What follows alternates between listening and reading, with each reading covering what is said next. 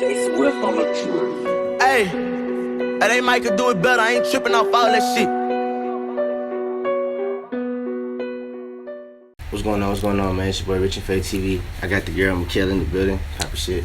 That's right. I'm Michal Renee. I live here in Atlanta, Georgia, where I model, act, dance. I have my own YouTube channel as well. And yeah, it's a lot. You sound like a really busy girl. I am. Plus, I'm a respiratory therapist. I have my bachelor's degree in respiratory therapy. So between that, a full-time job, and all that other stuff, I have no time. I imagine. Yeah. So how do you like schedule yourself, with doing all these different things? So luckily in the medical field, all the important people, I'm kidding, joke. Like the nurses, doctors, and all of us, we work 12-hour shifts. Mm-hmm. So I do 12-hour night shifts to free my days for stuff. Mm-hmm. So it's 6:30 p.m. to almost 7:30 a.m. every shift. So I'll schedule myself like 3 in a row and have off like 4 days. You know what I mean? And then in those 4 days, it's not really days off. It's like scheduling this and networking or going to an event or filming a YouTube video, or like I just did the short film, like acting, and yeah. Yeah, so you like a really busy girl. Yeah. I feel that. Wish I had more time for like social life, but grinding it out. I feel that. You got it. Yeah. So where you from? I'm from Pittsburgh, PA. Black and yellow. Yeah, that's a lot. Yeah, exactly. I mean, what else? I mean, that's probably all you know about it. So that, and the Pirates, who are just now getting their butts back in shape. They were just here. Yeah. They played the Braves. I think the last game. I ain't really hip with the baseball thing. I don't know about football and basketball. Oh. I ain't really hip with the baseball too tough like we don't have a basketball team. That's why we're not on the map like we should be. Yeah, but still just hold it down. For 100%. I mean, they're being divas this year, but other than that. Especially that Bale. They're being very dramatic this year. I cannot argue. Yeah. I don't know what's going on with them. Usually they're, chill, but this year is a whole nother ball game. How did you come to Atlanta? That shit. So funny. Okay, so August 2017. 2017? August 2017. What day? I don't know. Oh, okay. August 2017. Okay, so it was basically a chain reaction of things that I honestly can't explain. It'll be a really good book one day. But this is how I was telling you this was rock bottom, and how I was just like, okay, I just gotta do it. This is why. So it's about to be a little bit sad, but I'm not gonna cry or anything. I don't have feelings. It's fine. It's fine. Good. Okay, so August 2017, my aunt was already really sick. Like I said, my family's really close. Like, we're all very close. We all talk to each other like every day. We stay in touch. Like, all my aunts are basically my second mom. So my mom has there's five girls and four boys. So it's my aunts and my uncle. So the only person we ever really lost was my grandpa when I was like 9 or something. Grandpa is what I call him. Grandpa. I call him granddaddy. This is the South. Yeah. But yeah, my grandpa was like the only loss we've ever had, like, in the family, really, that affected me, I guess, in our immediate circle. So August 2017, my aunt went into the hospital. She was always in and out. She stayed with me and my mom for a while, and she was really sick. She had like an enlarged heart, diabetes, she was going blind, a whole bunch of stuff. But the doctors gave her like a year to live, like 4 years before that. So like, we're just like, it's just fine. She's still able to like move around. But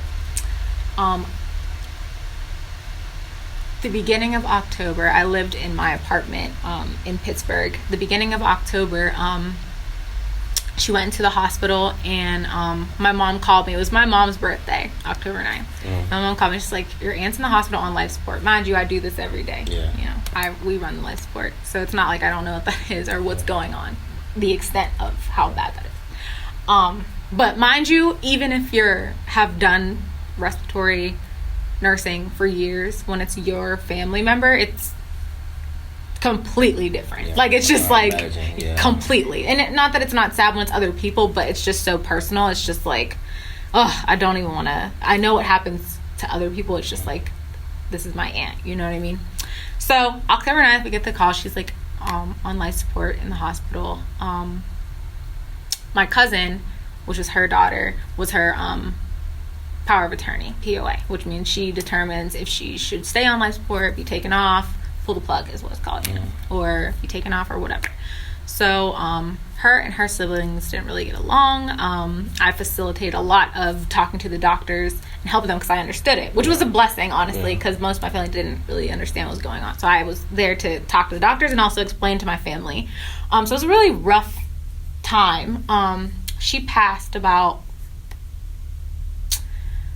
10 days later. She wanted to die at home, so she died, and that was like really rough on me. And then that kind of like started me thinking like, okay, life is really short. I'm working, but I don't make much here in Pittsburgh. I already worked with so many photographers here. Like, I was thinking the train was going. And I got better. I like kind of recovered like by December. January was like the month where I was like, all right, I think I want to, I'm starting to think I want to like maybe move to Atlanta, like go and pursue it. I was still going to work every day, whatever. I wasn't doing like, oh, go to work, then do this stuff. It wasn't like that. It was like, I'll go to work, do this stuff maybe once a month. And it was just like, not that I didn't want to, I just wasn't as driven. So then I was like, I don't know when I'm going to do it. I'll do it eventually kind of thing. You always say, I'll do it when. Like, I'll do it when my money lines up. I'll do it when I was doing that. It's always like an excuse. And you always, it's like just that. Wasting time. So February comes around, and I'm at work doing one of my shifts, and my cousin called me, and she's like, your cousin died. Okay, now, this is my favorite cousin. I saw him last at her funeral, my aunt's funeral. He was 40. He had a heart attack in his sleep and just died, like, so suddenly. None of us were expecting this kind of thing. So we're all preparing for that. I had to go home. I stay with my mom. We're preparing for that funeral. I went to his funeral. I was there for like his brother who was heartbroken. And then like as we're recovering from that, like I guess the day after, and 2 days go by after his service or after his wake, or is the wake before the funeral, the day before? I think there was 2 days in between for some reason. I'm not really hip on the funeral. Okay, let's go with 2 days in between. So we went to the wake, and 2 days later, my friend was like, let's go to dinner. I was like, all right. She's like, you need to get out, like go get a drink, with me or whatever. So we're at dinner, and I'm scrolling down my timeline, and I saw like KDKA, that's our news for Pittsburgh. A headline popped up, young Pittsburgh woman shot point blank and robbed or whatever, and it's my cousin's picture. She's my age, okay? So this is how I found out that my cousin died 6 days after my first cousin died. Yes. Then auntie passed away in October. This is February. Training events. Just insane. Okay, so this was like the worst year of my life, honestly. Yeah. So his funeral and her funeral were literally a day apart. Really? So we all people were making us food, helping us make food. Yeah, she's my age. So like we grew up knowing each other, and the people she was closest to, I was close to them as well, and like it was just horrible. And then it's like you have a day in between, and then I didn't sleep. Like my mom was upset. My mom never cries. Like my mom's one of those like stoic people, and she's just so upset. Everyone's just like lost because we're just like, why is this happening? Yeah. So literally I quit my job in Pittsburgh February 28th. Like I just quit. I was like, if I don't make myself uncomfortable, I'm not going to do what I want to do. Because I was just really sad, honestly, like depressed. Like, and I was just like, this is the stuff that makes me happy. Like, so I want to do. Like, you're never going to do it unless, if I could have used that as an excuse, but I used it as, that was my way of healing, I guess. Just making myself do something I wanted to do. So I quit my job. And I was like, you know what? I'm just going to do a travel assignment. Like, if you ever heard of traveling nursing or respiratory. Yeah. So I was like, I'm going to do a travel assignment, like come up, like make some money, and then move myself to Atlanta. That was the plan. I quit my job. So I thought I could get a travel job pretty quick. 2 months go by, and I'm staying in my mother's house. Mind you, I had my own place. Yeah. I'm staying in my mom's house. Oh my God. Going from like a... I know how you feel. It's the worst. Okay, so I'm staying with my mom. Like, I hated it.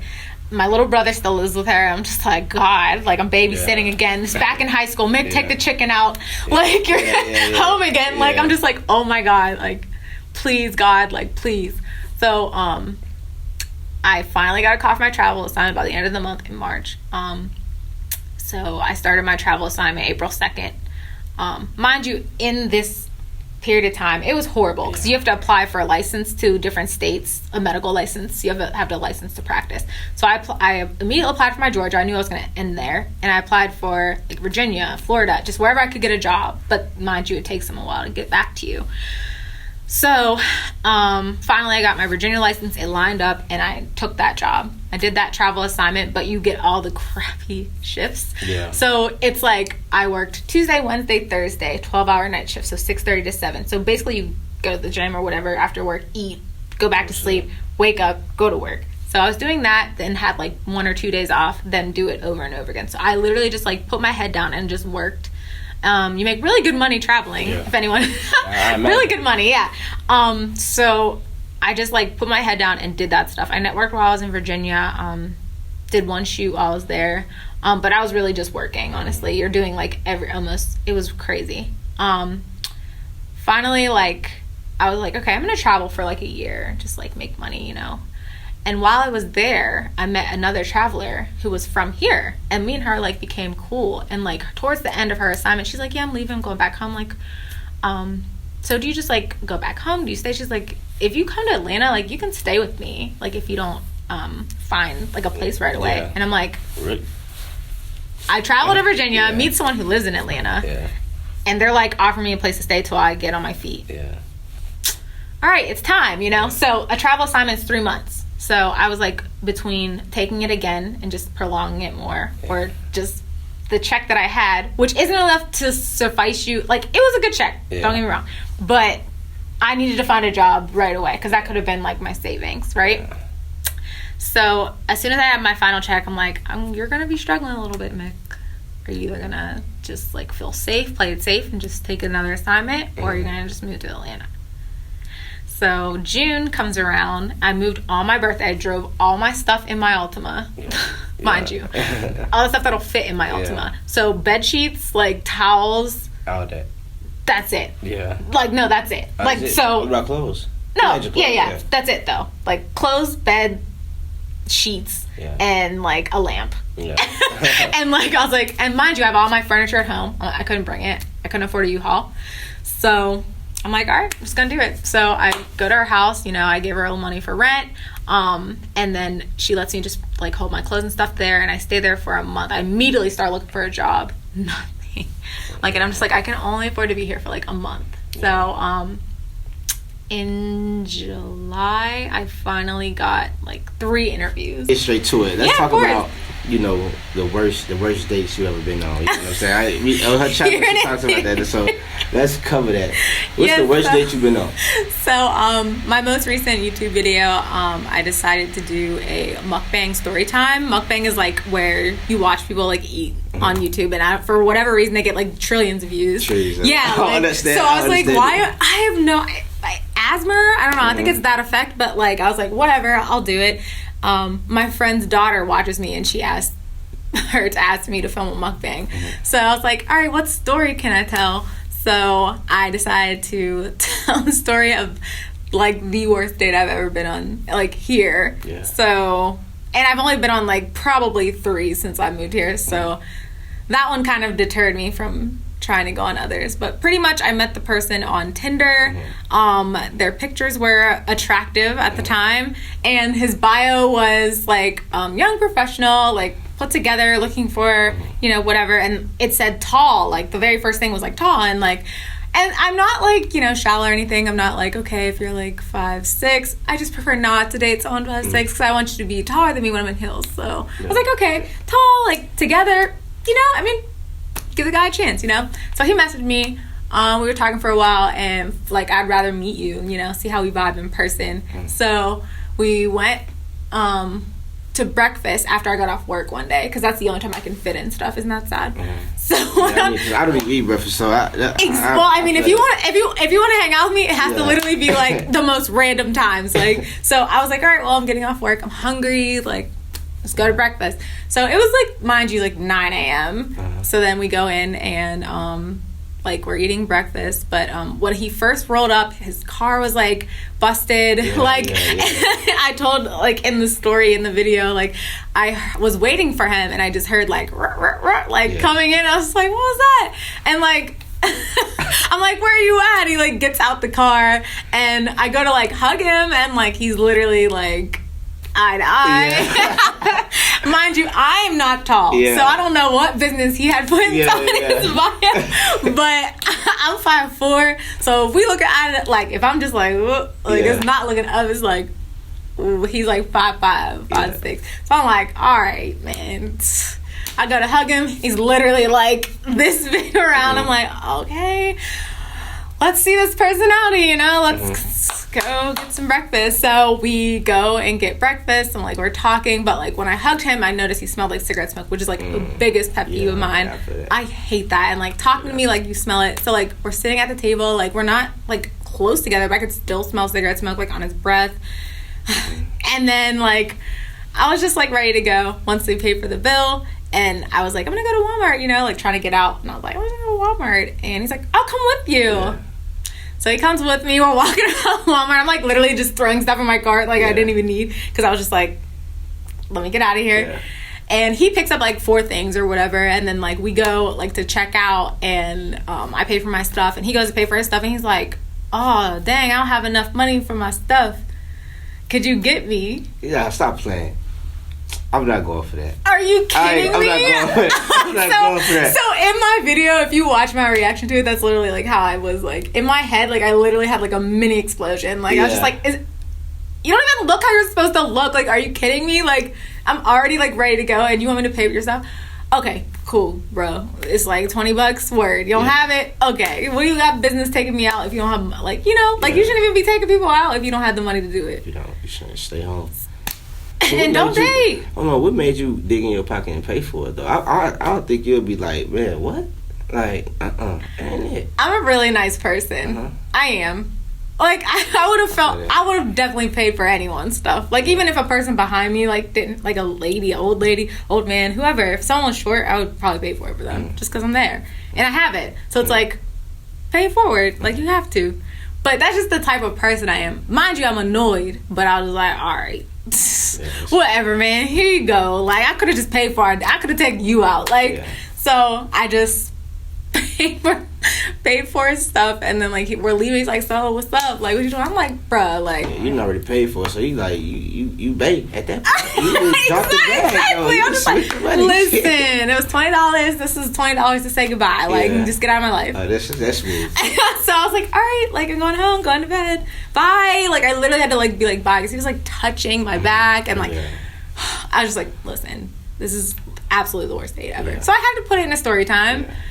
So far, it's doing pretty good. People seem to enjoy it. A lot of people, like, literally text me. We're like, well, watch your video. It's so funny. Like, it's real life. It's funny. I couldn't make that up much. Yeah, that's wild. Like, it is so crazy. But yeah, that was it. That's wild. So, how did you get the idea to come up with a video to tell guys how to get girls to respond to their DMs? So one of my first videos that have, like, 15K views right now was me reading my DMs. Yeah. That's because I seen on your phone you had, like, 93 of them. Yeah. I'm like, God damn. Yeah. So that was the unread ones. Yeah. Those are the ones I haven't even accepted. Yeah. Like, to read. That's wild. Because it's just wild. Yeah. But pretty much I was like, got the idea to, like, just read through my DMs. I saw someone do a video on it, and I was like, mine are interesting. Like, let me just read through them. And it did really good. Like, it did really well. So I was like, okay, let me just do it. And it did really well. So people seem to like the guy advice stuff. Like, I have a lot of guys on my Instagram, so, like, my audience is mostly guys. I don't do beauty, like, makeup, so a lot of my viewers are, like, mixed. It's like guys and girls that are looking for interesting stuff. So that's probably why, I guess, because that video did so well. I did another Rate My DM one, which is a little different. Like, I went through each DM and was like, okay, this is right, this is wrong, like, this is how you come at someone, this is how you don't, and people seem to enjoy it. My guy audience, like, that's how you keep, like, you know, I do some for girls and some for guys, and then motivational stuff here and there. So, some for everybody. That's smooth. Gotta be diverse. That's smooth. Smooth. So, outside of that, how do you market yourself as a model, an actress, and a YouTube influencer? Okay, well, first thing I guess would have been me getting my website. That was like the most important thing. So I just need a place to put everything, because it's kind of hard to be like, oh, well, I model. I mean, people just say that. Seriously, I don't know how else to say it. People just, I model, and you're like, okay, cool. Like, do you have a portfolio? Oh, no, I just got, or resume. Like, I have a full-blown resume. I have, like, training, and, like, I've done events, and, like, so I needed a place to put that. Plus, I've trained in acting as well. Like, as a kid, I was in theater, and I was in performance school and all that. So I have a place for that. And then I have the place for the dance. I have, like, my dance resume, because I danced for forever. And then, what else didn't I name? The YouTube. I had to put that on there. So marketing wise, my website's the big tool for it, but to actually get it out there is Instagram's my biggest thing. Actually, a lot of people are interactive on my Snapchat too, with like swiping up on things, like when I post stuff. But pretty much Instagram is how I brand myself. Like, there's little ways you can do to pop up in searches and the hashtags, and mostly being here in Atlanta, that's how I've really been reaching people. It's just like Atlanta model, like literally little stuff like that. People actually ask me, like, how do you like get out more? It's like, use the hashtags, they're there. People think they're corny, but they work. And it's just like, I tag Atlanta model, Atlanta actress, Atlanta YouTuber, and everything. So it's like, okay, if I pop up as in the explore page, in one of the top pages of that hashtag, people are going to find you and look for you for that. And I'm in a lot of the top pages, because I just post so it's how people find you and find what you're doing. I found that to be the most useful mainstream way to market yourself. Obviously, if you're going to someone who's looking for a model or for a YouTuber, that's easy, because they're looking for you and they found you personally. But to reach people that don't know who you are, have never heard of you, that's like the best way. Instagram is like my biggest tool for sure. So why do you think people that's not like from Atlanta, they come here and they work so hard and they get themselves to a better position than people that's from Atlanta that been here all their life? It's kind of like having a pool in your backyard or living close to Disney. It's there, but are you going to go to Disney every day? Like, are you going to swim every day just because you have a pool? I have people who have pools in their backyard and never swim, like, all summer. It's just there. They go to other pools and swim. It's the same kind of thing. Like, I feel like they get just numb to the fact there's so many opportunities. We come here looking for the opportunities. So, like, you're taking advantage of it, because, like, that's why I moved here. Like, I moved here solely based off of the opportunity that Pittsburgh couldn't offer me with all this stuff. So that's what I'm looking for. But if you live here, it's like, okay, if you have those aspirations, like, you probably get numb to it, because, like, they're there. You may take advantage of them here and there, but you don't really look, like, into it, because it's there. It's something you grow up with and become immune to, because we have literally nothing. Like, once you exhaust all your resources in, like, I worked with all the really good photographers there. Once you exhaust all the resources, there's really no elevation, I guess, or anyone else, because it's just a small pool of people. So once you network with that small city, it's like, all right, I know everyone, I'm bored. Like, not that anyone's bad or anything, it's just you've already worked with them, you've already done what you could do with them, and you need to work with more people to even learn for yourself for whatever your craft is. But I think we'll stick with the pool reference. Like, it's, you live here, so I mean, it is what it is. Yeah, like, I mean, I feel that. You're just, you it's there, but you don't realize the extent of what it can do for you, because everyone else has grown up around it where you're from. So it's like, all right, I'll just live my life, go to work.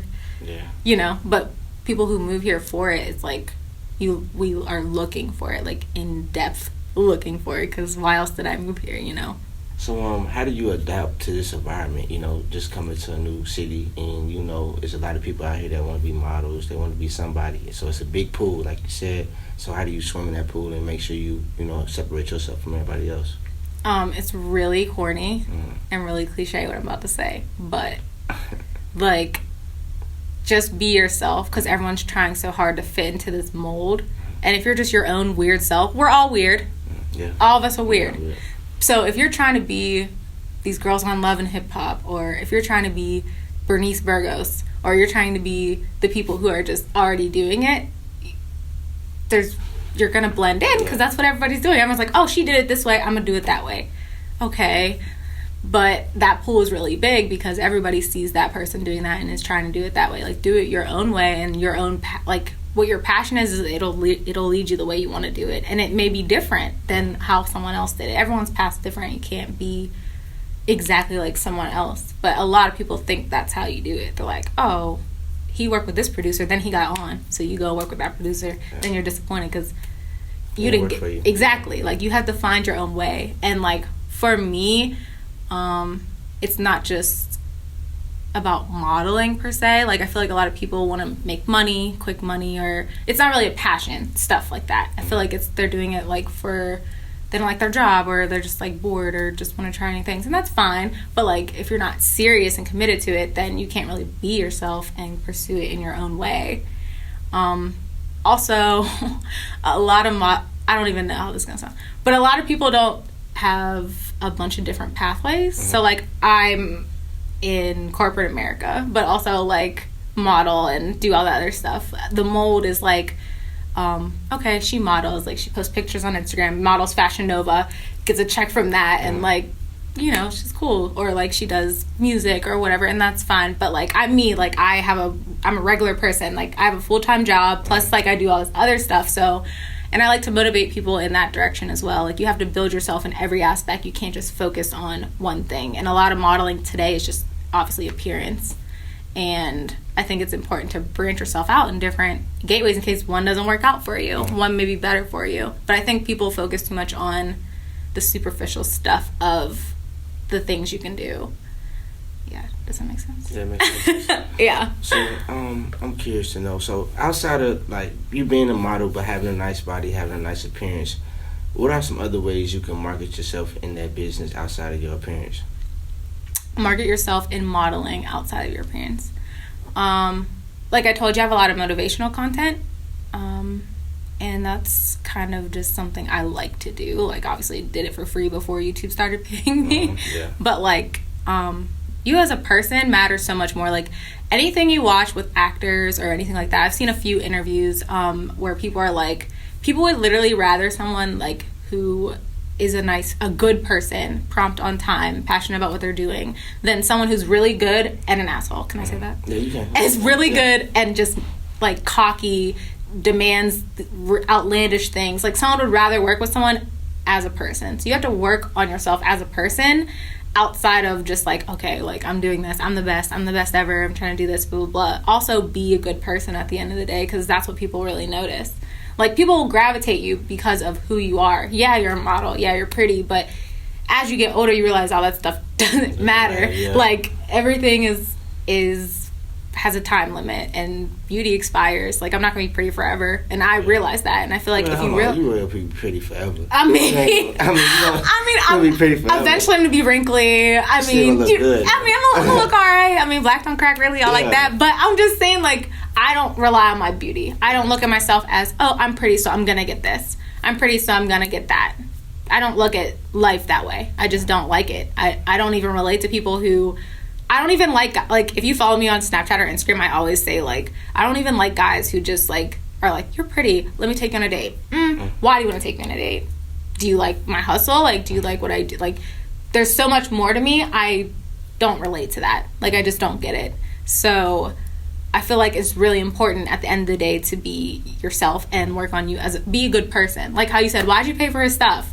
It's just morals at the end of the day for me. And that's just who I am. And that's who I am all the time. And you can always depend on me to be a good person despite what I look like. Yeah. I mean, I don't wake up like this. Yeah. But, like, it's just like, I mean, at the end of the day, people want to be around you because I'm cool. Like, I'm laid back. I'm funny. I can give you advice if you need. Like, I can just kick it with you. Like, I'm cool. I'm down to earth. I mean, there's so much more things you can be than just pretty. It's like, all right, she's pretty, but she's not nice. Yeah, like, she's mean. Like, she thinks she's better than everybody. Like, that's what most of the stereotype is with pretty girls. And that's how you stand out. Another way is just being more than that. Like, people have this, like, stigma against attractive people. And I won't lie, sometimes it's true. Cockiness and all that gets in the way of things. But, like, I don't look at myself as, like, oh, I'm pretty. So I don't look at myself that way. Like, there's so much more to life. Yeah. So, you already said you're from PA for the most part, right? Yeah. I grew up born and raised outside of Pittsburgh. Completely suburb. So yeah, that's what I want to talk to you about, the environment. Because before the interview, you were talking about like before you move here, you didn't see these many black people. So now that you're around, you can see the culture. Yeah. Like, what's the difference between your city and? Oh my city? God. So Pittsburgh, still both are the same, or where I moved from, because there was at least a little more color in Pittsburgh. I'm talking about as far as being around the community, being around the culture. I love it. Like, it's just obviously I have a African American family, so it's not like I've never been around black people. Like, I have a huge really big black family, obviously, and then obviously their friends, our friends, blah blah blah. But I think the numbers in Pittsburgh are literally like 85% white.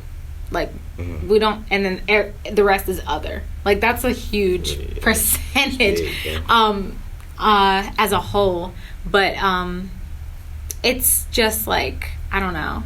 I remember the first day I moved here, my friend I went with my friend to get our nails done, and we walked in the nail salon, and there was all black people and one white lady, and she's like, see, because she's from where I'm from, she's like, girl, ain't this crazy? I was like, yeah.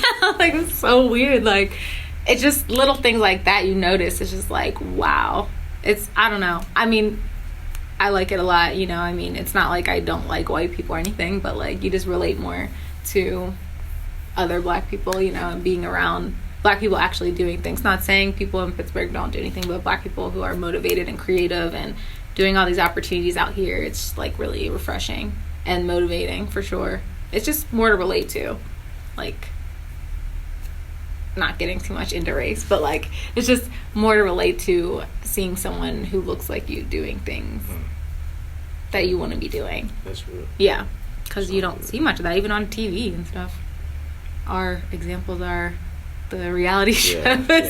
So it's like, don't get me wrong, there's definitely good shows, but like, that's a big part of it, a big hulk of what we see. People who are like getting money and famous or whatever are not doing the best things, but it's just nice to see like the picture black family, like here in Atlanta. A lot of them are homeowners, a lot of them own property, couple cars, like, and have great jobs and are in levels or in positions of power, like CEOs, or like, it's just nice to see like the majority of most black people here are doing well, because the image painted is, you know, that we aren't. Yeah, you're right. So seeing it here is like, it's like refreshing. It really is. So, with you being a nice looking lady and dating, how do you not make your man feel insecure about like just what you got going on? Because I know, you know, I haven't had a boyfriend like as focused as I am right now, so I don't know, but I have had relationships where the guy did feel insecure even when I wasn't like doing all this stuff. Like, I was modeling though, and I was in a relationship, and he actually said that he felt a little insecure. So it's just like, I mean, I'm my own person. I need to be with a strong guy, honestly. Like, so if we're not really matching mentally, then you're gonna feel insecure, period. Even if I'm not doing all the extra stuff, me as a person, I'm a very strong personality. I'm very secure in myself. I'm really confident, so you're gonna feel some type of way if you don't match that mindset. Like, it's a mindset, you know. There's people who just don't mesh well together because they're not on the same level of wanting what they want out of life. And it's just like, if you're not, I don't know. If you're not, then you're not. That's probably why I'm single now. But it's just like, if you're not like on that level, then you're gonna feel that way. You just are, because I'm very focused and like always trying to do more and more. And do you mean more so like when I model, or just in general? It's in general, like, it's just in general. Yeah, I think you have to date like-minded people, because that's what like when you date insecure, even when you date insecure girls, you're just always dealing with someone calling you, asking where you are and all that. You know what I mean? It's the same type of thing. Yeah, and I don't have time. If you're doing stuff and moving forward, you're not doing anything wrong. If they're not supportive of that, then why you shouldn't be with them anyway? But yeah, I mean, I don't really know how to make a man feel secure. I don't feel I should have to. Yeah. I mean, you should be attracted to me because of these qualities. Yeah. And no, I'm not. I mean, I'm not out here cheating on you or nothing like that. I'm just doing what I love to do. So if that's intimidating to you, which it is to some people, like for women to be go-getters, strong personalities, confidence. That is intimidating, I guess, to some people. So if I have to make you feel secure, you're not for me. I mean, obviously, I'm not going to be like, oh my God, you feel insecure, like you're stupid. But like, to an extent, it has to already be in you to want a strong woman. So that means you have to be a strong man. It's a partnership, Like, we can build each other up. But if you're not even on the level to build me up, so I shouldn't be building you up by myself. So is it hard for you to find, like, is it hard for women that's so focused to find a man that can help them build themselves up?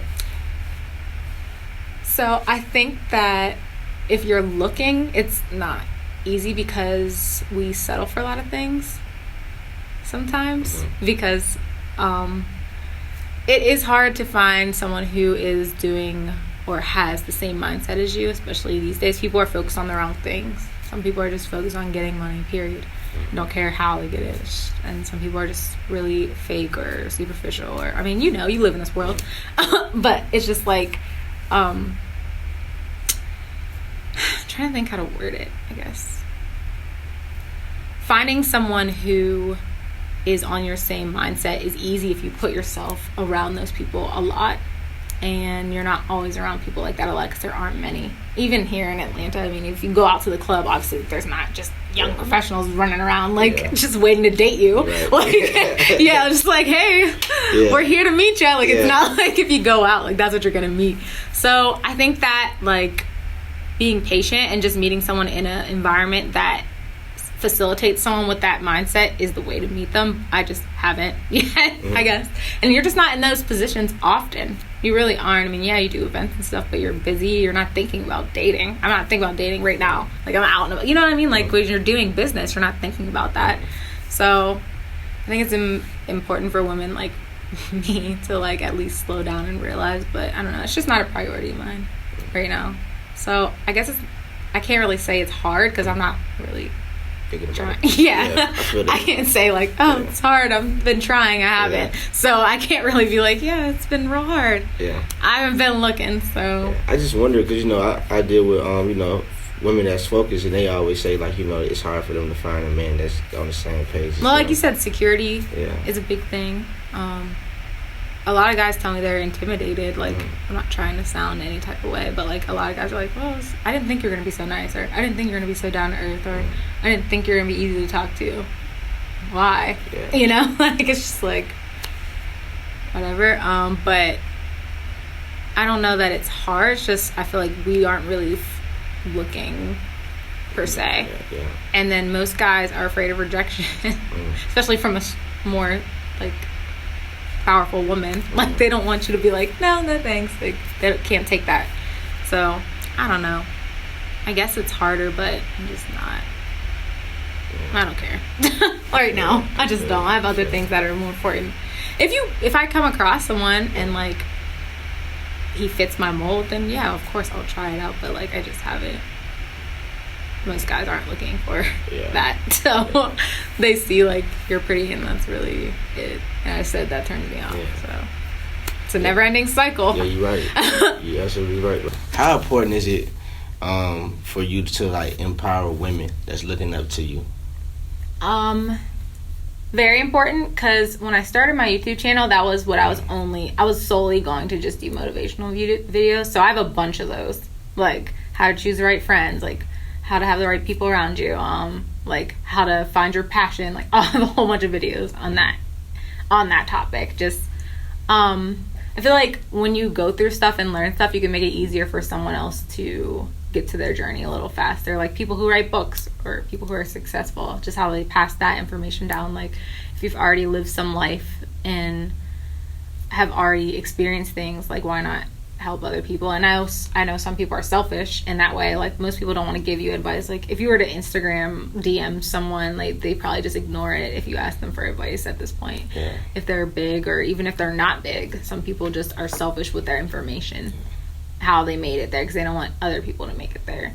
Or I don't know why, honestly. I'm not going to speak for them, but why wouldn't you want to help someone? Like, I understand if it's like an influx of messages, if you just have so many and you can't, like, take the time out. But I mean, like, at least one a day, Like Gary Vee does. I really like him. Gary Vee responds to all his comments. Like, he takes the time out to literally respond and give it motivational advice to people. Like, I have a blog on my website called Icon Collective where I just do motivational content now. So I have my, you know, model, acting, dance, and all that stuff, and then I have my Icon Collective. So, like, it's really important to me. It's always been a part of me. Like, I always carry a notebook for Icon. I have a notebook for everything, really, but I always carry a notebook for that, so I can have ideas if I have any ideas. Like, it's just, I don't know.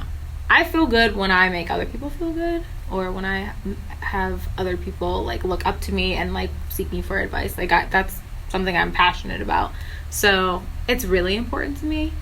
I don't really know why. I feel like my mom and my grandma are kind of like that. Yeah. Like, selfless people who just, like, love making people happy, like, or seeing people do well. Like, I'm no hater by any means. I'm literally, like, everybody's biggest fan. Mm-hmm. Like, it's just, I don't know, pay it forward. If we were all like that, then there'd probably be way more people with, like, the follower count, like, the branding and all that, more successful. But a lot of people are stingy with information or how they made it. But what is your biggest motivation, and what keeps you motivated? Okay, so my biggest motivation is that I want to do what I like to do in life, and also, like, help other people with it. So I do love respiratory therapy. Don't get me wrong. Like, I do like my career. It's very exciting. We save lives. Literally, we run life support. Like, we see people at their worst times and literally just bring them back to life. Like, it's insane. Yeah. You know? And that's probably why I'm in that field too, because of how I just said I like making people, like, happy and whatever. And that's, like, the ultimate happiness, like bringing someone's mom back to life. You know what I mean? So it's like, how can you even beat that? But I've always been like I said, I was in everything. I had me in chorus and dance and musical theater, and I was just, like, a theater kid, and that's just what I loved. Like, I literally had a full-time job as a child doing all this stuff because I was in all these extracurricular activities and, like, creating and learning and just dancing and singing and acting and all that. I can't sing, that's why I didn't pursue that, but she tried. It just, I don't like it. I just don't like it. So you're not a singer. That's why. Yeah, that's not in the little segment of things I do. Yeah. I just take that out. But anyway, what was I saying? You saying your mom put you in the yeah, so I was in all that stuff, and as a kid I remember just being so happy because, like, I didn't have any bills to pay. Like, I could literally just go. I was like, oh my god, I have dance tonight. Go to school, and then after school I had, like, 4 hours of dance. I was, like, teaching dance by, like, 13. Like, I was a student teacher. Like, I just did dance, like, 5 nights a week, and then I was in performance classes, like, every summer, and those were 3 months. Like, literally, like, that was a semester of school. So when I was not in high school, I was doing performance for the summer classes. Like, I just was always doing this stuff. And it was because I loved it. Obviously, I wasn't getting paid for that. It's just something I loved to do. And that stuck with me. And once you go to college and adult life sets in, you're like, now I have to work to pay bills. Like, that mindset. And I don't want to be stuck in that. Like, I want the freedom to live. I want to support my mom. Like, she's done everything for me.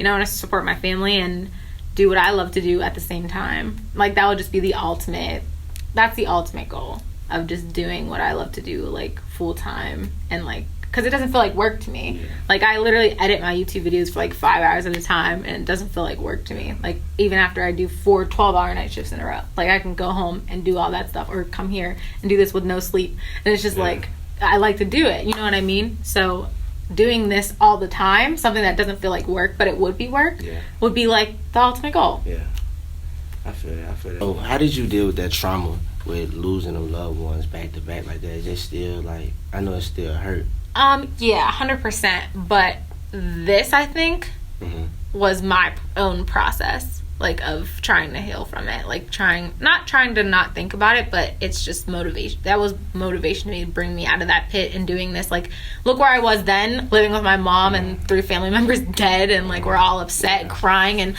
now I live in Atlanta. I have a 1-bedroom apartment. Like, I'm doing well with money. I'm able to have a schedule where I do what I love at the hospital, but also do this stuff. Like, you know, it's just, like, where I was to where I am now, that makes me just feel like I feel like, not saying that was their sole purpose, but their purpose in my life was to motivate me into doing that stuff. So that kind of softens the blow, I guess. A little. I'm glad that you got. And now I'm here. It's been 10 months, so I moved here June 30th on my birthday. My birthday's coming back around. I'll be moving to a new apartment. I'm upgrading because I moved into like somewhere I could afford. So I'm moving into a nicer apartment closer to the city. So yeah, full circle moment. It's like literally what I picture myself doing, I'm doing right now.